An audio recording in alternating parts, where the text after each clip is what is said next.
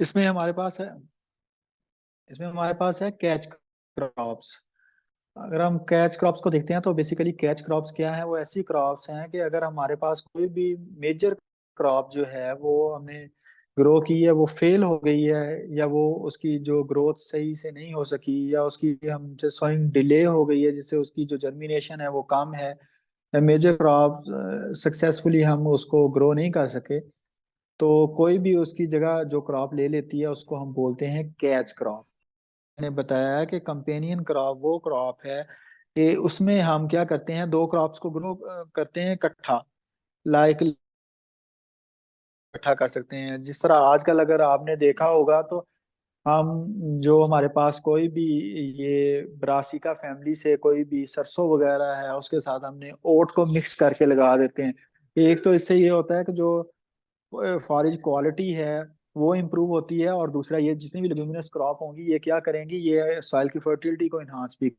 हमने relay crop में क्या करना है कि हमने एक क्रॉप जो मेच्योरिटी स्टेज पे जब पहुंच जाती है तो हम उसमें दूसरी क्रॉप लगा देते हैं, ताकि हमारे पास कॉटन ऑलरेडी क्रॉप लगी हुई थी उसमें हमने रिले क्रॉप जो लगाई वो वीट लगाई, ताकि वीट की जो सोइंग है वो डिले ना हो।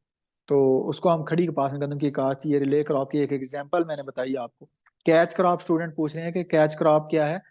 कैच क्रॉप बेसिकली ये है कि अगर हमारे पास एक कोई भी क्रॉप है वो उसकी सोइंग जो है वो डिले हो जाती है, और उसकी जर्मिनेशन अच्छी नहीं होती, वो फेल हो जाती है क्रॉप, तो उसके अंदर हम कोई दूसरी क्रॉप जो है वो उसको ग्रो कर देते हैं, तो उसको हम बोलते हैं कि ये कैच क्रॉप है।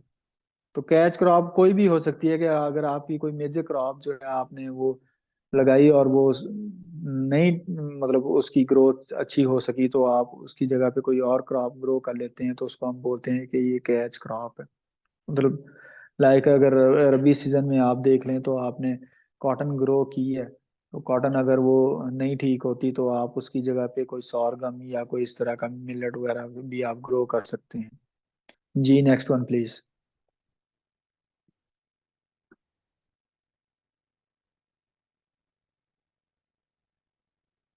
जी रिले क्रॉपिंग में ये एक जो है वो हमने एग्जाम्पल आपके सामने दी हुई है कि रिले क्रॉपिंग है हमारे पास, ये सोयाबीन हमने जो है वो वीट के अंदर लगाई हुई है। तो वीट जो है ये हार्वेस्टिंग स्टेज पे है, ये रेडी टू हार्वेस्ट है, और जो आप देख रहे हैं कि 2 to 3 लीफ स्टेज पे हमारे पास जो है वो सोयाबीन आपको नजर आ रही है। Soybean as a relay crop है वीट के अंदर। जी नेक्स्ट वन प्लीज।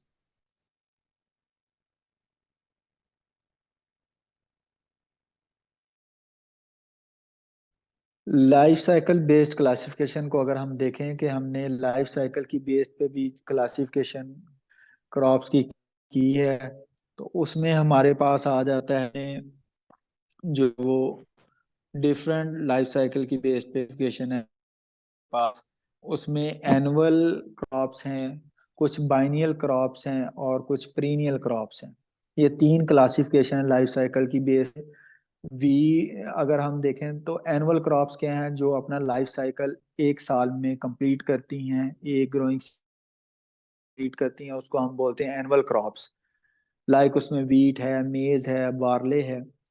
और जो हमारे पास बाइनियल क्रॉप्स हैं वो ऐसी क्रॉप्स हैं कि जो अपना लाइफ साइकिल 2 ईयर्स में जो है वो कंप्लीट करती हैं, तो उनको हम बोलते हैं बाइनियल क्रॉप्स। बेसिकली वो फर्स्ट ईयर में क्या करती हैं, फर्स्ट ईयर में वो जो फूड रिजर्व है वो अपनी रूट्स में उसको रिजर्व करती हैं, फूड मटेरियल जितना भी है उसको अपनी रूट्स में रिजर्व करती हैं। और सेकेंड ईयर में वो क्रॉप्स क्या करती हैं कि वो उसी फूड रिजर्व को यूज करते हुए फ्लावर्स और फ्रूट जो है वो उसकी वो प्रोड्यूस करती हैं। ऐसी क्रॉप्स में शुगर बीट है हमारे पास, टर्निप है जो कि बाइंड, और थर्ड वन जो है वो हमारे पास पेरिनियल क्रॉप्स हैं जो 2 और मोर देन 2 ईयर्स में अपना जो है वो लाइफ साइकिल कंप्लीट करती हैं, उनको हम बोलते हैं कि ये हमारे पास पेरिनियल क्रॉप्स हैं।